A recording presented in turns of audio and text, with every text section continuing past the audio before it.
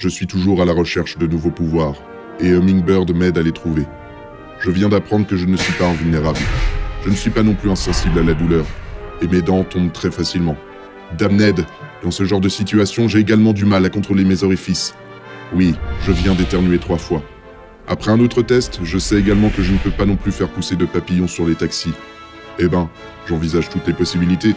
On n'a jamais dit que les super-pouvoirs étaient tout le temps logiques.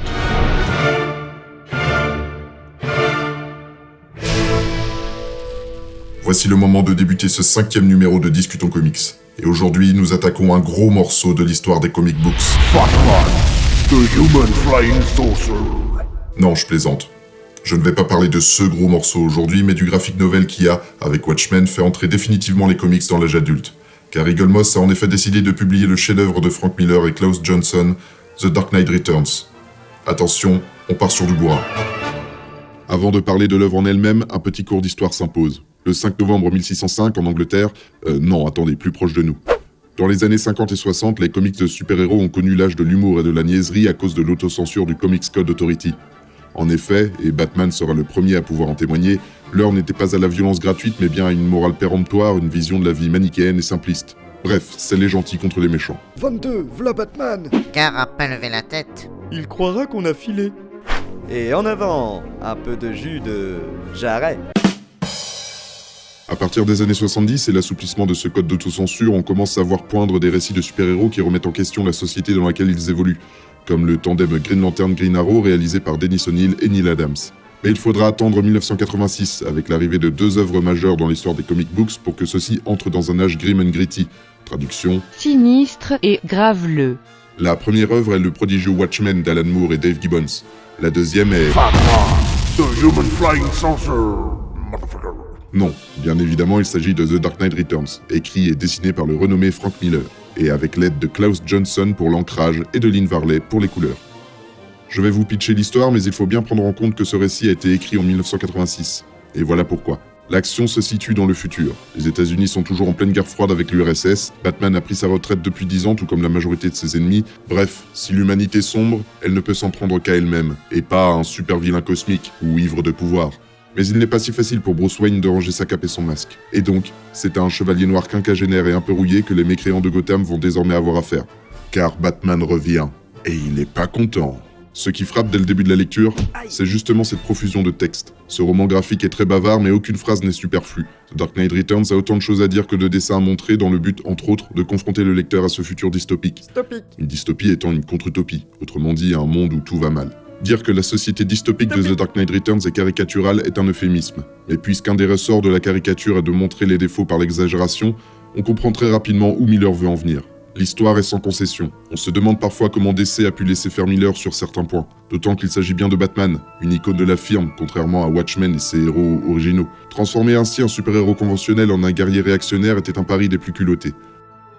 Bien que ce vieux Batman reste attaché à de nobles valeurs et qu'il reste droit dans ses bottes, on ne peut que remarquer son addiction à l'action et au danger, quitte à faire participer la jeune Carrie Kelly, la Robin de ce récit, à ses combats violents.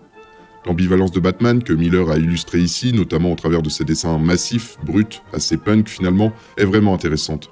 Intéressante aussi la relation d'amour-haine qu'entretient Batman avec le Joker, ainsi que les différences idéologiques entre Batman et Superman. Des différences qui vont amener ces deux figures emblématiques à un combat titanesque qui ne peut que marquer les esprits. Mais encore une fois, The Dark Knight Returns n'est pas accessible à tous, notamment aux plus jeunes. Il fait en effet intervenir des concepts géopolitiques et philosophiques très adultes, sans doute trop obscurs pour les plus jeunes, surtout ceux d'aujourd'hui pour qui la guerre froide est déjà loin.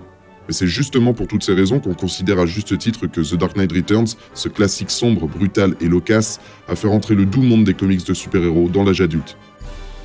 Notons que ce chef-d'œuvre a aussi eu le droit à son adaptation en dessin animé, un animé en 2 parties sorti en 2012 et 2013 qui respecte plutôt bien l'œuvre originale sans l'égaler néanmoins. Car à part la vision de Batman en tant que psychose pour Bruce Wayne qui est mieux fichu dans ce dessin animé, le reste est un cran en dessous.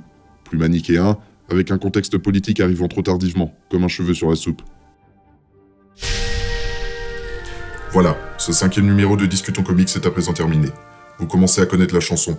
Non, je parle pas de Papa Outé de Stromae, je parle de celle qui vous dit de mettre un pouce en l'air à cette vidéo et de la partager massivement autour de vous. Mettre un pouce en l'air sur la vidéo, c'est une idée formidable. Et puis faut la voir sur les réseaux sociaux, alors partage-la si t'es adorable. Moi je vais te le dire, franchement faut que tu partages cette vidéo parce que dans la vie je trouve qu'on est trop égoïste et que si on avait plus partagé le dernier clip de David Bowie, eh ben il aurait gagné le combat contre son cancer. C'est la chanson de la fin de vidéo, tu dois connaître cette rengaine. C'est la chanson meilleure qu'un McDo, on dit qu'elle guérit de la migraine. Débattez gentiment dans les commentaires, c'est fait pour ça. Et n'oubliez pas lescomics.fr. Si j'existe, c'est aussi grâce à toute cette fine équipe. Bon, je vous laisse, je vais tester mes pouvoirs. Si jamais j'en trouve.